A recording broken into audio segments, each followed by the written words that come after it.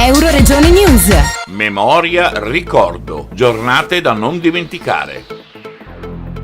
Dal 27 gennaio al 27 febbraio nel Medio Friuli, grazie al contributo della Regione Friuli Venezia Giulia, hanno fatto veramente clamore le tante occasioni create nella città di Codroipo con ospiti illustri che hanno coinvolto gli studenti, in particolare delle secondarie di secondo grado del Linussio. Tra gli eventi di maggiore rilevanza, la sera di mercoledì 6 febbraio al Cinema Teatro Benoît de Cecco hanno proiettato il film Redland, Rosso Istria, del regista Maximiliano Hernando Bruno, la storia di Norma Cossetto, studentessa italiana a Padova, istriana di Santa Domenica di Visinada, violentata e barbaramente uccisa dai partigiani jugoslavi, il ricordo a 75 anni dalla morte. Introduzione storica a quella del professor Elio Varutti dell'Associazione Nazionale Venezia Giulia e Dalmazia di Udine, con l'introduzione da parte del sindaco Fabio Marchetti. Domenica nella sala consigliare la conferenza dopo Auschwitz, il ritorno dei sopravvissuti alla Shoah, con il relatore Ilan Brauner e l'assessore alla cultura di Codroipo Tiziana Cividini. Mercoledì 13 febbraio alle 21, sempre al Teatro Comunale, ci sarà la proiezione del film documentario 1938, quando scoprimmo di non essere più italiani, di Pietro Suber, sulle conseguenze delle leggi razziali, la persecuzione degli ebrei sotto il fascismo, raccoltata dagli ultimi testimoni, vittime e persecutori, con documenti e straordinarie immagini d'archivio. Tante altre conferenze riservate agli studenti degli istituti superiori al Linussio e soprattutto un viaggio di istruzione a Trieste presso la Risiera di San Sabba e il Museo della Civiltà Istriana, Fiumana e Dalmata, che si svolgerà nei giorni 26 e 27 febbraio. Nel tempo di regno di Davide, quindi parliamo di 950.000 avanti Cristo, e Davide è stato il re conquistatore. Gli ebrei hanno fatto le guerre di allargamento, per questo motivo non ha costruito il Tempio, ha costruito Solomone, suo figlio, perché lui ha fatto la guerra sparso del sangue.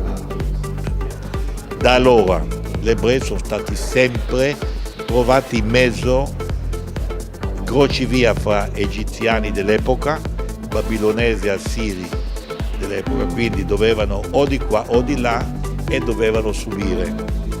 I greci hanno occupato, i romani hanno disperso gli ebrei dopo 2 ribellioni orgogliose per essere indipendenti.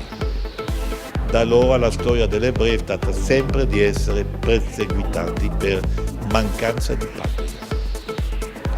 Religione, nazione, popolazione di determinata etnia.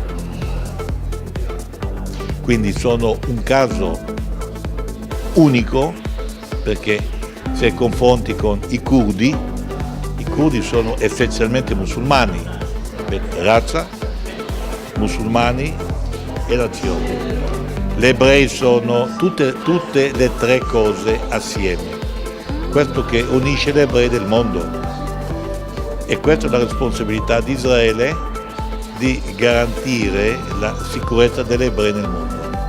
Devo dire che anche quest'anno l'amministrazione comunale di Codroipo, in particolare l'assessorato alla cultura, ha voluto organizzare una serie di iniziative per promuovere, per celebrare la giornata della memoria e la giornata del ricordo, con la convinzione che sia fondamentale continuare a parlare di questi argomenti tanto in seno alla comunità quanto in ambiente scolastico. Per questo, dopo la conferenza di oggi tenuta dal dottor Ilan Brauner, avremo una serie di conferenze destinate appunto ancora al tema dei campi di concentramento, ma anche agli episodi legati alle foibe e agli esuli istriani, dalmati e fiumani.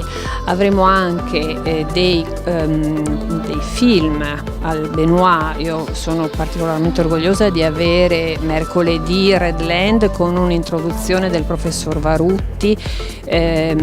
La proiezione sarà sia per le scuole che per la comunità. E da ultimo, sempre con le scuole, la visita alla Risiera di San Saba e la visita al museo appunto degli esuli istriani, dalmati e fiumani, grazie al sostegno della Regione Friuli Venezia Giulia. Dal Medio Friuli per Euroregione News, Marco Mascioni. Euroregione News.